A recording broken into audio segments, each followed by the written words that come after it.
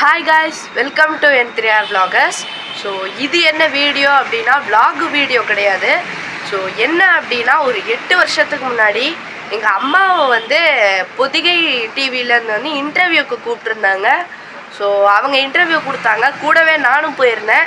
So அந்த video வந்து இப்போது ஃபுல் வீடியோ உங்களுக்காக இப்போ நான் போட போகிறேன்.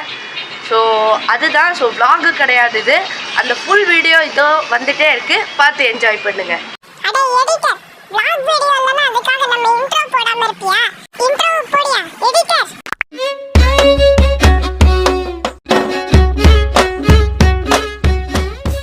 ஒரு மொழியை வந்து நம்ம எவ்வளவு நாட்கள்ல கற்றுக்க முடியும்? 6 மாசம், 1 வருஷம். ஆனா குறைந்த நாட்களிலே வந்து சமஸ்கிருதத்தை கற்றுக்கலாம்னு சொல்லிட்டு ரொம்ப பலமா அழுத்தமா சொல்றாங்க. சமஸ்கிருதம் இன்னைக்கு எந்த லெவல்ல இருக்கு, எந்த மாதிரி போயிட்டு இருக்கு, இதை பத்தி தான் இன்னைக்கு பார்க்க போறோம். நிர்மலா அவர்கள் நம்ம அரங்கத்திற்கு வந்திருக்கிறார், அவங்க கிட்ட பேசுவோம். வணக்கம் மேடம். வணக்கம். சமஸ்கிருதம் அப்படின்றதே வந்து நம்ம ரொம்ப பழமையான ஒரு மொழின்றதை சொல்லலாம். சமஸ்கிருதம் சொல்றதுக்கு முன்னாடி உங்களை பத்தி, உங்களுடைய வாழ்க்கை முறைகளை பத்தி சொல்லுங்க மேடம். என்னுடைய பேர் நிர்மலா ஸ்ரீராம். சம்ஸ்கிருத பாரதி அமைப்புல தன்னார்வலரா இருக்கேன். ஒரு 20 வருடங்களா இந்த பணியில நான் ஈடுபட்டு இருக்கேன். இது வந்து ஒரு சோஷியல் சர்வீஸ் தான், இது சமூக சேவை தான். சம்ஸ்கிருதத்துல பேச வைக்கிறதுக்கான பயிற்சி நாங்க செய்வோம். இது எப்படின்னா 10 நாள்ல 2 மணி நேரம் அந்த மாதிரி வகுப்பு எடுத்து சம்ஸ்கிருதத்துல பொதுமக்கள், சம்ஸ்கிருதமே தெரியாதவங்க யாரா இருந்தாலும் அவங்கள பேச வைக்கிறது நம்முடைய முக்கியமான நிகழ்ச்சி. இப்போ 10 நாள்ல சொல்றீங்களா மேம்? 10 நாள்ல வந்து ஒரு மொழியை கத்துக்க முடியுமா? கண்டிப்பா.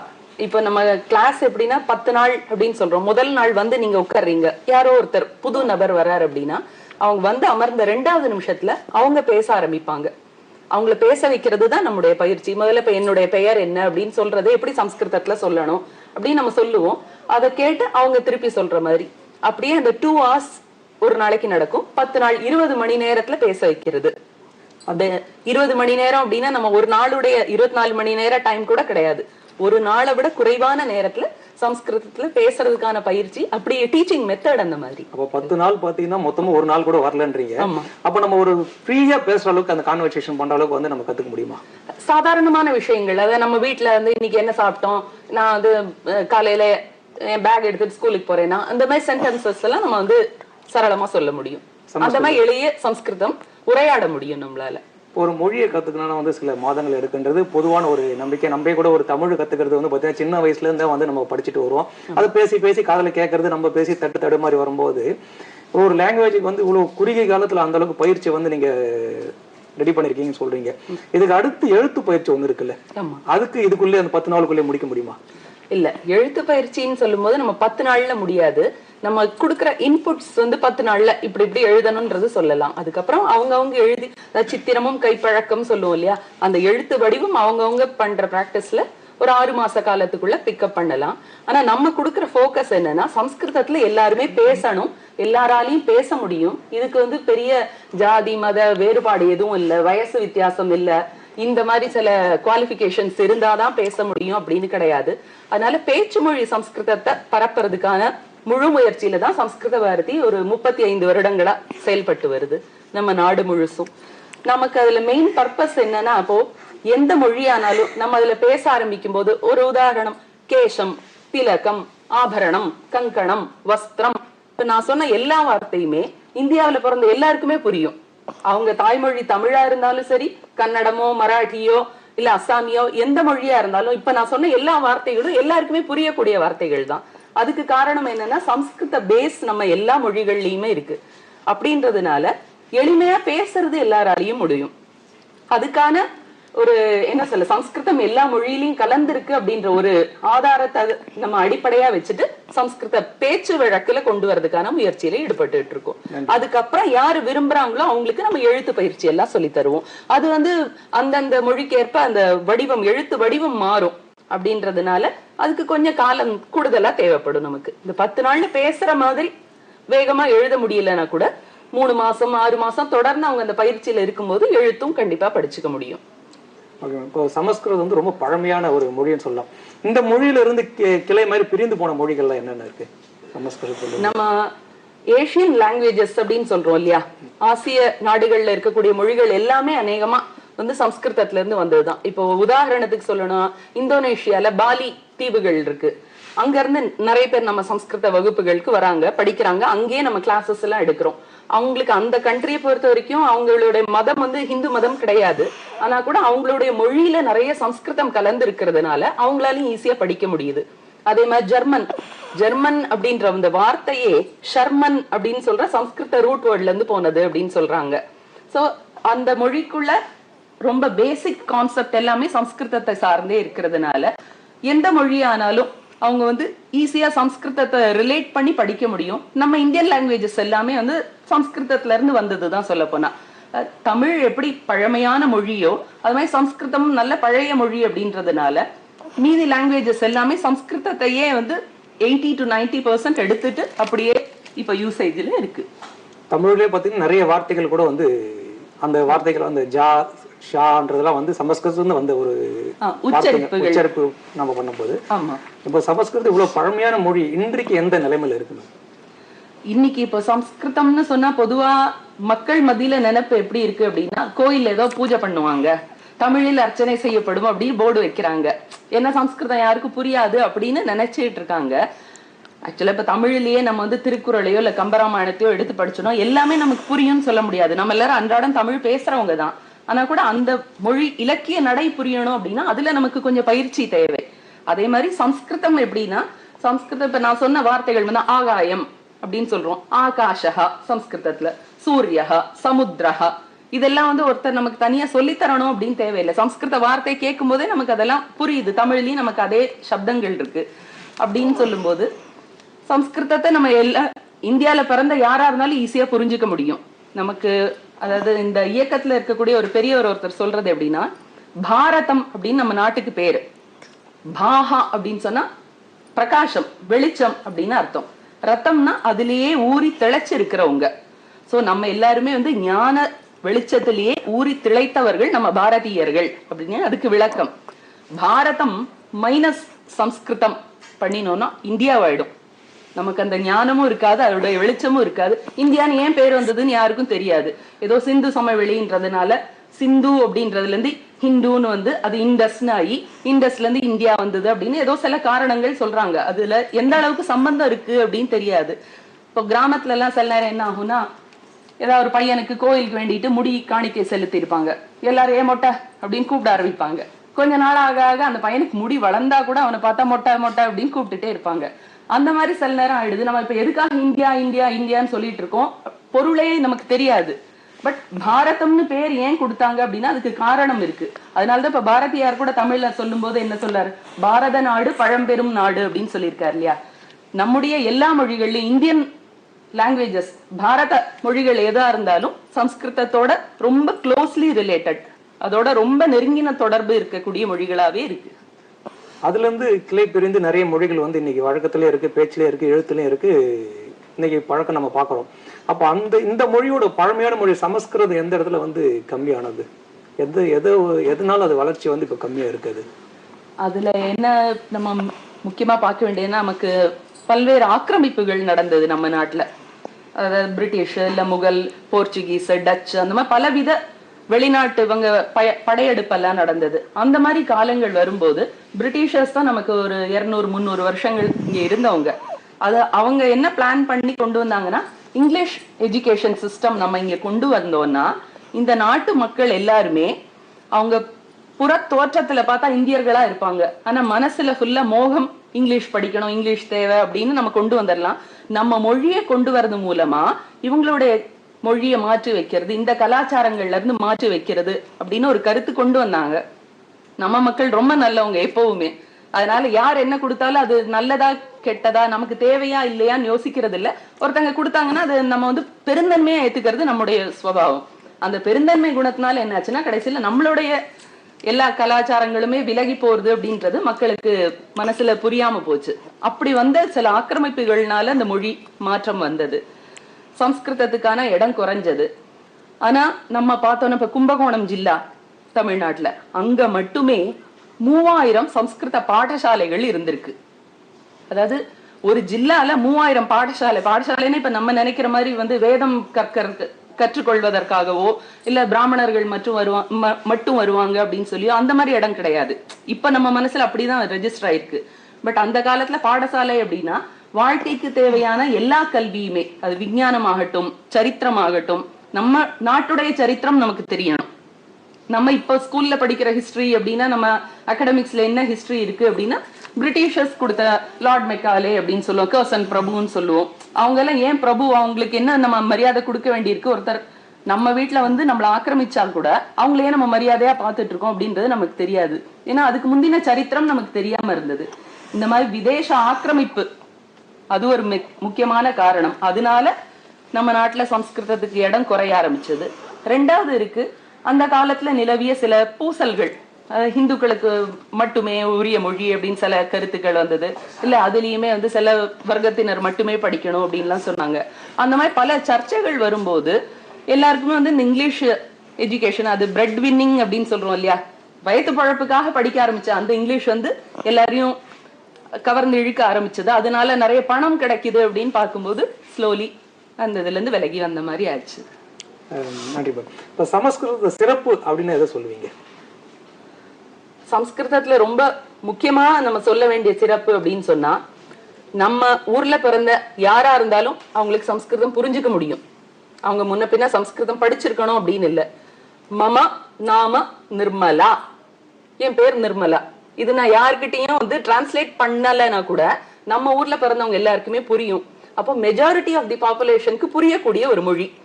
அதுக்கு நம்ம சொன்ன காரணம் தான் அவங்கவுங்க தாய்மொழியில சம்ஸ்கிருதம் நிறைய கலந்திருக்கு அப்படின்றது.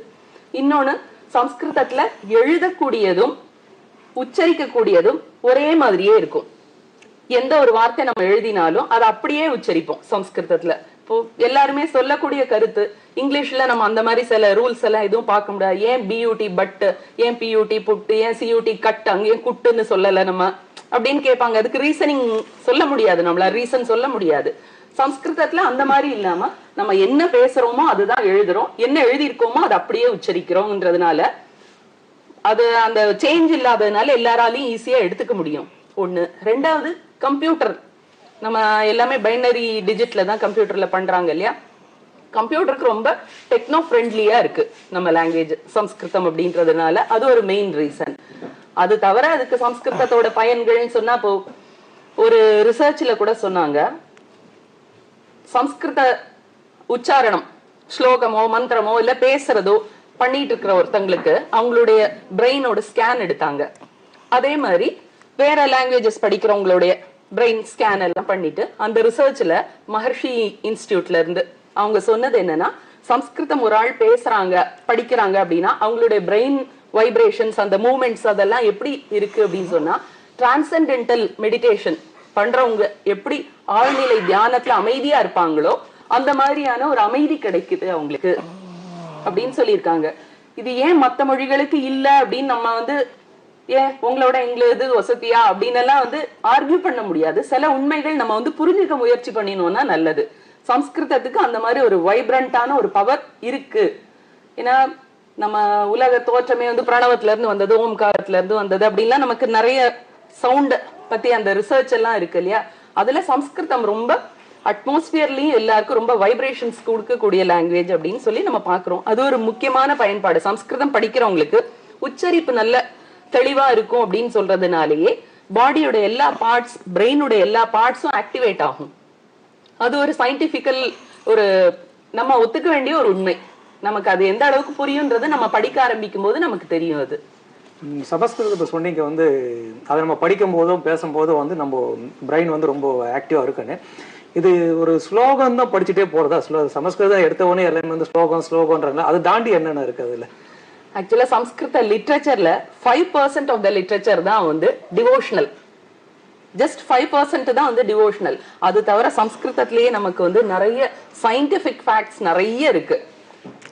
இப்போ வைமானிக சாஸ்திரம் அப்படின்னு சொல்லி பரத்வாஜ மகர்ஷி அவருடைய ஒரு நூல் இருக்கு. இப்போ நம்ம ஏரோநாட்டிக்கல் இன்ஜினியரிங் இருக்கு இல்லையா, எப்படி எப்படி எல்லாம் வந்து பண்றாங்க அப்படின்றதுக்கு அந்த ஃபார்முலா அதெல்லாம் கூட அதுல கொடுத்திருக்காங்க. ஈவன் நம்ம அப்துல் கலாம் சார் அவர் படிச்சு இதுல புரிஞ்சுக்கணும் அப்படின்னு ஆசைப்பட்ட ஒரு சப்ஜெக்ட் இது. ஏரோநாட்டிக்கல் இன்ஜினியரிங் இருக்கு. அது மாதிரி ரசாயன சாஸ்திரம், ஆல்கெமி, நம்ம இப்போ ரசவாதம் எல்லாம் நிறைய படிப்போம். சித்தர்கள் பாடல்ல அதெல்லாம் கூட படிப்போம். கெமிஸ்ட்ரியில, பிசிக்ஸ்ல, அது மாதிரி சஸ்யாயுர்வேதம் சொல்லி பாட்னி, பாட்னில நம்ம ஜஸ்ட் பிளான்ட்ஸ் தானே அப்படின்னு நினைச்சா, இப்ப நமக்கு ரிசர்ச் எல்லாம் சொல்லுது நம்ம நல்ல வார்த்தைகள் சொல்லி ஒரு செடியை வளர்த்தோம்னா அது முள்ளே இல்லாம ரோஜா செடி வந்து வளருது அப்படின்னு எல்லாம்.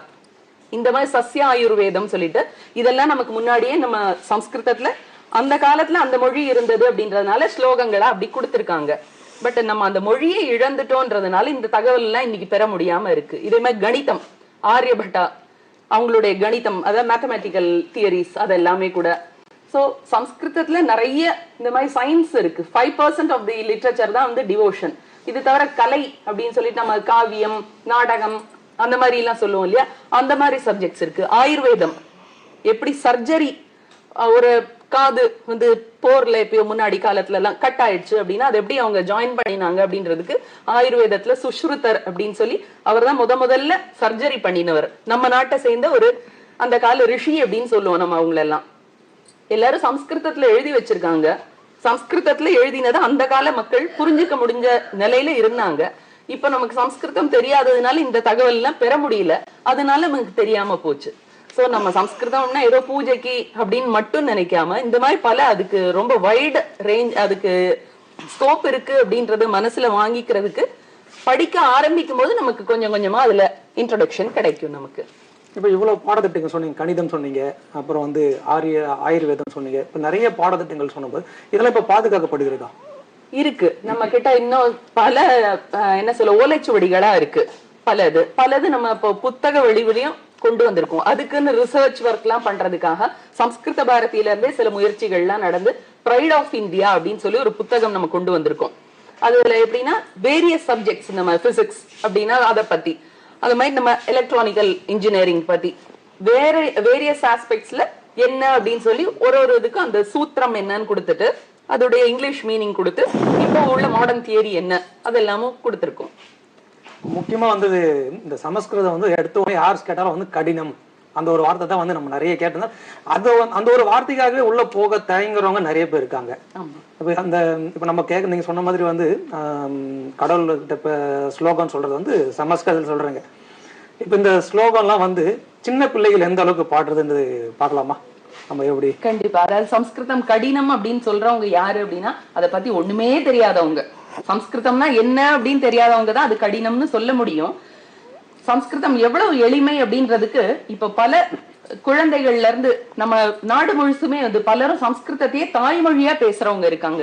இப்ப என்னுடைய குழந்தைகள் 2 பேருமே வந்து அவங்க தாய்மொழி சம்ஸ்கிருதம் தான். தாய்மொழின்னா என்ன அர்த்தம்? தாய் பேசுவது தானே தாய்மொழி. நம்ம அவங்க கிட்ட பேசும்போது அதை புரிஞ்சுட்டு அவங்க பேசுறாங்க. நிறைய பேர் கேட்பாங்க, அப்படியா சம்ஸ்கிருதம் பேசுறியா, அப்ப வீட்டுல உனக்கு தமிழ் தெரியாம போயிருமே உன் பசங்களுக்கு அப்படின்னு கேட்பாங்க. அப்படி ஒரு நாளும் ஆகாது. சம்ஸ்கிருதத்தோட பெரிய பிளஸ் பாயிண்ட் என்னன்னா நம்ம அந்த மொழியில பேசுறதுனால வேற எல்லா மொழியும் அந்த குழந்தைங்க சீக்கிரமா அகாமடேட் பண்ணிப்பாங்க, கிரகிச்சுப்பாங்க. பல மொழிகளையும் ஒரே நேரத்துல படிக்கிறதுக்கு அவங்களுக்கு அவ்வளவு நல்ல ஒரு கிராஸ்ப் கிடைக்கும். அது ஒரு பெரிய பிளஸ் பாயிண்ட். அதுக்கு ஒரு சின்ன எக்ஸாம்பிள் மாதிரி இப்ப குழந்தைங்க எப்படி சம்ஸ்கிருதத்துல பேசுறாங்கன்றது நம்ம கூட பார்க்கலாம். ஸ்வபரிச்சயம் வதது. नमस्ते, मम नाम नित्यन्, अहं विद्यालयं न गच्छामि, मम माता गृहे एव संस्कृतं पाठयति, अहम् इदानीम् एकगीतं गायामि। एकं राष्ट्रम् अस्माकं भारतं, भारतं द्वे नेत्रे सर्वेषां त्रीणि नेत्राणि ईशस्य ब्रह्ममुखानि चत्वारि पञ्चाङ्गुल्य मम हस्ते षडाननानि मुरुगस्य सप्तस्वराः सङ्गीते सरिगमपदने सप्तस्वराः सङ्गीते नामानि लक्ष्मा सन्त्यष्ट नवग्रहास्तु सञ्चरन्ति दशावतारा श्रीहरे संख्याः पठाम वयं सर्वे சங்கணயாம ஏகம் த்வே. இப்போ அவங்க பாடின அந்த பாடல் ஜஸ்ட் சம்ஸ்கிருதத்துல நம்பர்ஸ் சொல்றது. ஏகம் द्वे त्रीणि चत्वारि पंच षड् सप्त अष्ट नव दश இந்த நம்பர்ஸ் நம்ம சொல்லி கொடுக்கிறோம் குழந்தைங்களுக்கு. எப்படி அவங்க மனசுல நிக்க வைக்கலாம்? ஏகம் ராஷ்டிரம், நம்முடைய தேசம் ஒண்ணுதான். பேர் என்ன? பாரதம். ஏகம் ராஷ்டிரம் அஸ்மாகம் பாரதம். द्वे नेत्रे, நேத்திரம்னா நமக்கு எல்லாருக்கும் தெரியும், கண்கள். द्वे नेत्रे सर्वेषाम, எல்லாருக்குமே 2 கண்கள். त्रीणि नेत्राणि ஈஷஸ்ய, ஈசனுடைய கண்கள் 3, முக்கண்ணன் நம்ம சொல்றோம் இல்லீங்களா? ஈசனுடைய கண்கள் 3. பிரம்ம முகானி சத்வாரி, பிரம்மதேவனுடைய 4 முகங்கள் இருக்கு. பஞ்சாங்குல்யஹ மம ஹஸ்தே, என்னுடைய ஹஸ்தே கையில 5 விரல்கள். ஷடானனானி முருகஸ்ய, 6 முக கடவுள், முருகனுக்கு 6 முகங்கள். சப்தஸ்வராக சங்கீதே, சங்கீதத்துடைய ஸ்வரங்கள் 7, சரிகம பதனி. நாமானி லக்ஷ்மியாக சந்தி அஷ்ட லக்ஷ்மிகளின் பெயர்கள். நவகிரகாஸ்து சஞ்சரந்தி, 9 கோள்கள் சஞ்சரிக்கின்றன. தசாவதாராக ஸ்ரீஹரேஹே, நாராயணன் கடவுளுடைய விஷ்ணுவுடைய அவதாரங்கள் 10, தசாவதாராக அப்படின்னு சொல்லி எளிமையா அந்த பாடல்ல நம்ம அவங்களுக்கு சொல்லி தரும்போது நம்பர்ஸ் படிக்கிறாங்க குழந்தைங்க, அந்த எண்கள் படிச்சுக்கிறாங்க. அதே நேரத்துல நம்முடைய விஷயங்களும் அவங்களுக்கு தெரிய வருது. நம்முடைய தேசம் ஒன்றுதான்.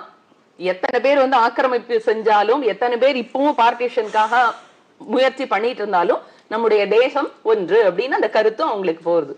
சோ சம்ஸ்கிருதம் புதுசு கிடையாது, கஷ்டமும் கிடையாது, நமக்கு தெரியல மனசுல, ஆனா எல்லாமே புரிஞ்ச மாதிரியே இருக்கு அப்படின்னு ஒரு ஃபீலிங் கொடுக்கக்கூடிய ஒரு மொழி.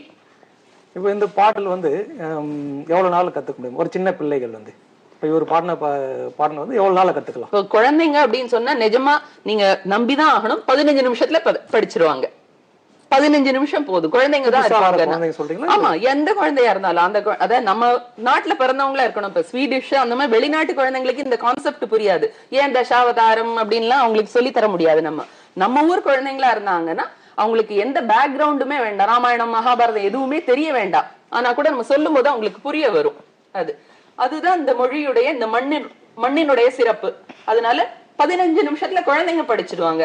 2 கிளாஸ் இல்ல 3 கிளாஸ்ல நம்ம ரிப்பீட் பண்ணும்போது குழந்தைங்களுக்கு அது புரிஞ்சிடும். பெரியவங்கன்னு வரும்போது எப்படின்னா விஷயம் புரியும் அவங்களுக்கு, பட் மொழி மனசுல நிக்காது.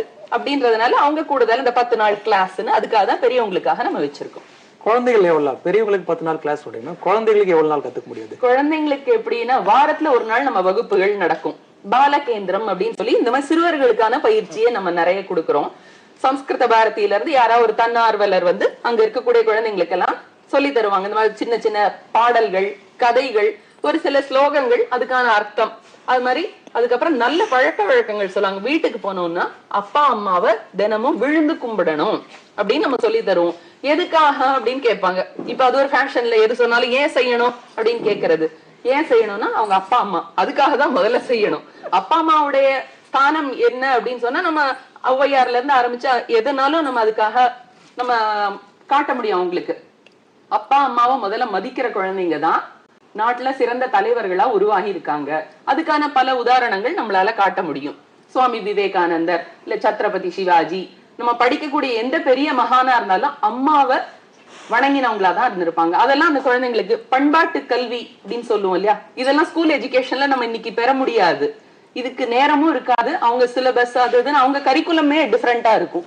சோ இந்த மாதிரி குழந்தைங்களுக்கு வாரத்துல ஒரு நாள் வகுப்பு வச்சு 6 மாசம் இல்ல 1 வருஷம், அதுக்கு நடுவுல பிரேக், அவங்க எக்ஸாம் அதுன்னு எல்லாம் கிளாஸ் டிஸ்டர்ப் ஆகும். சோ நம்ம அவங்களுக்கு தொடர்ந்து இந்த கல்வி கொடுத்துட்டே இருக்க முடியும் குழந்தைங்களுக்கு. ரொம்ப அருமையான தகவல் மேம். நீங்க சொல்றதை பார்த்தா சமஸ்கிருதம் இவ்வளவு ஈஸியா எளிமையா கத்துக்க முடியுன்றது ரொம்ப ஆச்சரியமான தகவல் தான்.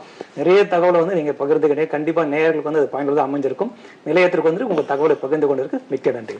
வணக்கம். வணக்கம்.